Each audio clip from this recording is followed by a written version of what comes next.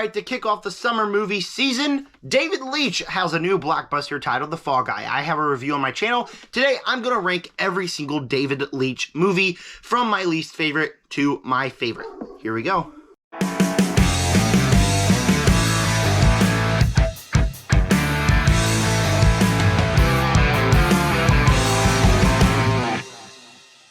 Alright, yes, that's correct. We're ranking David Leitch movies today. David Leitch is a director that I don't super love. I don't think that he's the best director, but every single one of his movies are really fun and enjoyable for me, and I will always enjoy watching his movies. So, typically, a lot of these movies that I'm going to talk about are movies that I will give positive scores. I will enjoy every time I watch them.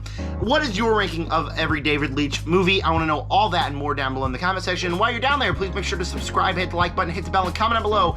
Again, what is your ranking of the David Leitch movies? With that said, we're going to get started. In sixth place, we're going with John Wick, the only movie that he's not really credited as the director, but it's pretty obvious that he is part of directing this one with Chad Stahelski as well. And for me, John Wick is the only movie of his that I don't really like. Now, don't get me wrong. I like the rest of the John Wick franchise. John Wick 2's my favorite. 3 is great. 4 is pretty good as well. And so I like the franchise. I just think that this was kind of a lackluster beginning to it all. There are a couple cool action sequences. There's one in a house where John Wick's taking down all these guys. I was like, that's pretty cool. There's a couple more. One in the club was pretty cool as well. Keanu Reeves, obviously very enjoyable in the role here. And it's just a nice addition to see what this world is like. But it's really just that. It shows us a little bit of what this world is like, but it focuses on a much more tame plot that we've seen before instead of just being a movie about showing us the world of John Wick. It focuses on a revenge plot, not a normal revenge plot. Obviously, you're not revenging a human, you're revenging a dog, but it focuses on John Wick going after people who killed something that was close to him. So we get the familiar tropes. We get John Wick fighting all the bad guys, finally meeting face to face the guy who did it all, killing him. We get all those tropes, and it's just a basic movie. It's not bad per se, but compared to the rest of the franchise, it's just not as fun. And then as we come to the end of the movie, the big finale is John Wick versus an old man with a sword. And it's just really hard to believe that John Wick can not just easily dispose of that guy. I mean, obviously, John Wick, it was shot great. I thought the final fight scene was really cool looking, but it just doesn't make any sense. So it's just a very basic movie. It's kind of dull as we head to the finale there, and it's just not as cool as this world could have been as the world gets after 2, 3, and 4.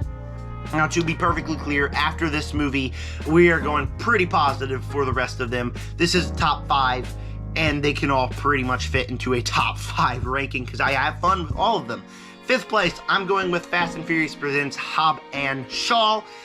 And this is a movie that I think is really, really fun. Obviously, I'm a big fan of the Fast and Furious franchise. I love this franchise. This is another solid addition. The two leads with Jason Statham and Dwayne "The Rock" Johnson, they all have great chemistry on screen. Vanessa Kirby is a nice addition in here as well. Idris Elba is a great villain in this franchise. I really like him.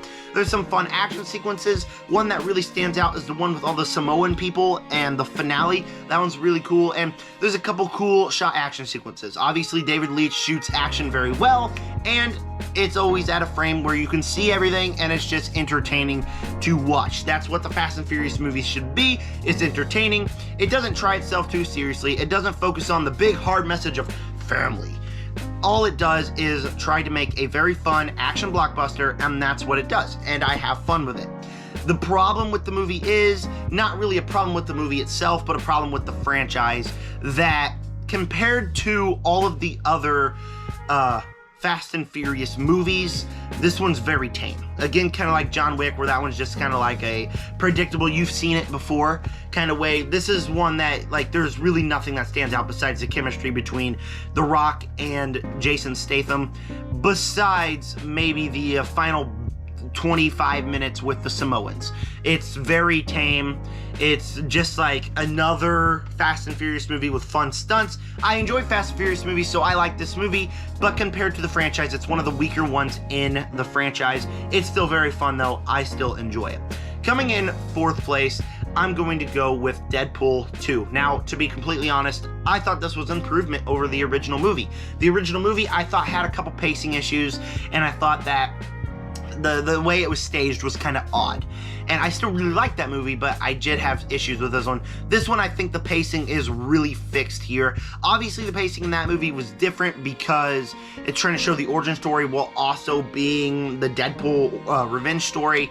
But this one, it gets rid of the origin story and it just has a fun story with Deadpool. All the characters are likable. Deadpool, Ryan Reynolds, obviously is great from start to finish. We get plenty of X-Men in here, Colossus, Negasonic Teenage Warhead, all of them are fun. We even get Juggernaut in this movie. He is fun as always. The big standout to me is Cable. I really think he's a great villain, and Josh Brolin is one of my favorite actors, and I think he plays the role perfectly. The movie, obviously, we don't even have to mention this for a Deadpool movie. It's very funny. There's some very funny sequences. The action, obviously, it's David Leitch, so the action is good in this movie, and it really is. And the plot here, like I said, it was a lot more... The big thing that holds this one back is it's a lot more tame, but it's also a lot more tame to where you don't feel like, oh, okay, so now we're going back in the past, and it doesn't like have the draggy moments throughout that kind of interrupts the story like the first movie did. And so this one, I think, flows much better as an action blockbuster, and that's what it is, an action blockbuster, and that's why I enjoyed it more than the first movie. Again, very tame.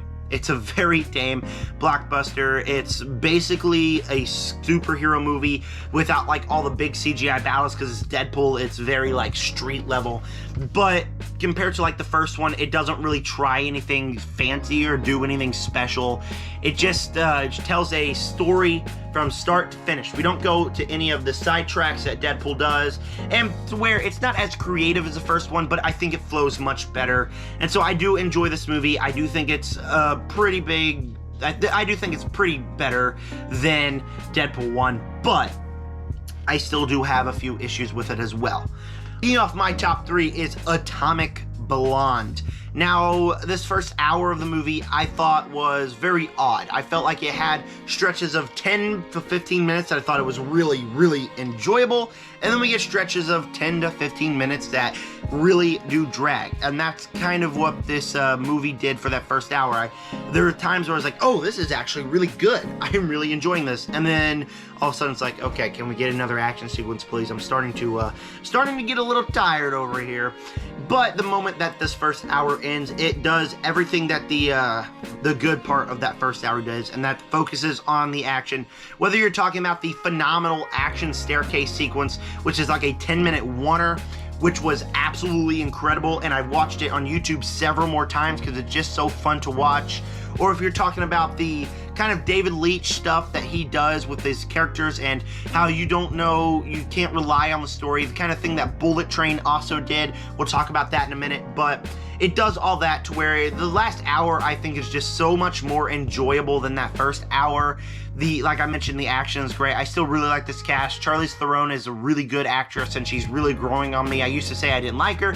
Now I'm saying that I do really like her. James McAvoy, his character arc is pretty interesting in this movie. So that second hour is endlessly entertaining, and I keep wanting to watch that second hour of this movie over and over again. Like, I watched it a couple weeks ago and I keep wanting to, you know what, let's pop in Atomic Blonde. Let's watch that last hour.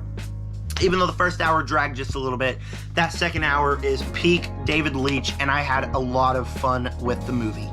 Second place, I'm going Bullet Train, and you know that leaves at number 1. To be clear, this ranking is all messed up. I mean, the moment Fall Guy got over, I sat in my car and stared at my ranking and tried to find what are the pros and cons of each of this movie that on a critically level can bounce it up.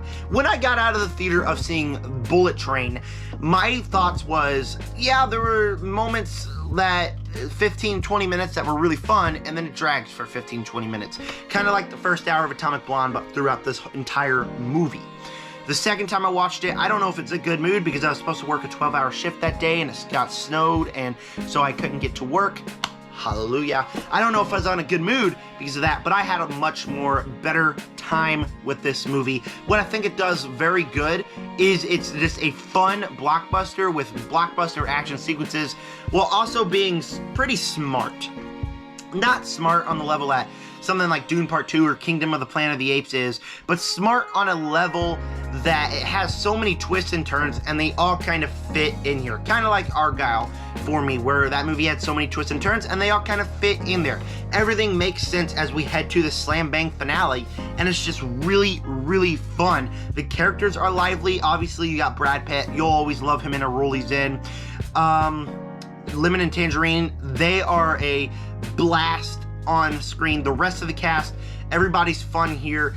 It's really like a movie where you have so many plot lines on, and then you kind of pull them in. Kind of like a Guy Ritchie movie. So many plot lines, and then you pull them in for the slam bang finale, all on a bullet train. It's claustrophobic. It's fun. The action, again, it's David Leitch, so it's fun. It's funny. It's enjoyable. So this is a movie that I was mixed out of the theater, but watching it at home, this is one that I think stands out as a David Leitch fun movie that I think really, really works much more than it did in the theater because of its rewatchability and how smart all the twists and turns as we head to the slam bang finale is.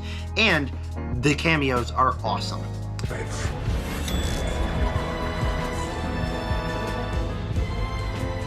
But first place, we gotta go with The Fall Guy. And I know that, again, this is a new movie. I had issues with it. I don't think every single David Leitch movie is perfect, but as one, I do think that this is one that stands out, and I think it is my favorite. My favorite thing about this movie is the fact that it honors Hollywood and the stuntmen that work in Hollywood. Because you have all these inside jokes for movie buffs, for Hollywood buffs, and it's all just funny, it's enjoyable, and it just honors the legacy of Hollywood in just such an interesting way. The two leads are very fun in Ryan Reynolds and, Ryan Gosling and Emily Blunt. They all have great chemistry with each other. They're funny. The jokes are pretty funny. It's David Leitch, so the action, while more tame than other his movies, but the action is very fun in this movie as well. There's some sequences in here that were just really fun. But the thing about this movie is it's not just a big action blockbuster with fate of the world consequences, or like Bullet Train or Deadpool 2 where there's big consequences. This is a movie where it's just kind of in the Hollywood circle, just one individual setting of a movie. It's not big, it's just honoring Hollywood while also telling a funny story with Ryan Gosling and Emily Blunt, and kind of a romance that works with those two. But I did have like one kind of issue. It kind of starts fading away near the end of the movie. It kind of loses a little bit of steam, but it picks back up because the big slam bang finale is just a stunt, honoring the stuntmen. And so this movie was just really, really fun for me. I really did enjoy it. I think that if I rewatch all of David Leitch's movies one more time, the ranking will just completely switch around. But for now, that is my ranking. And The Fall Guy, this brand new movie, stands at number 1. What is your guys' ranking of David Leitch's movies? I want to know all that and more. In the next couple of days, I'll have an X-Men 97 review. God, I love that show. And a Planet of the Apes current movies ranked. So stay tuned for all those videos. Go to my second channel, More ZMC on YouTube, to go find some niche content that I upload, content that I don't really upload here, kind of snippets from my live streams that I do on the weekends, and some sports videos. I do sports videos over there as well. Stay tuned for a live stream. It's decided this weekend I'm going to do a live stream of ranking every single comic book movie that I have seen. So stay tuned for all that, and with that said, subscribe to join the Nerd Army. Peace out.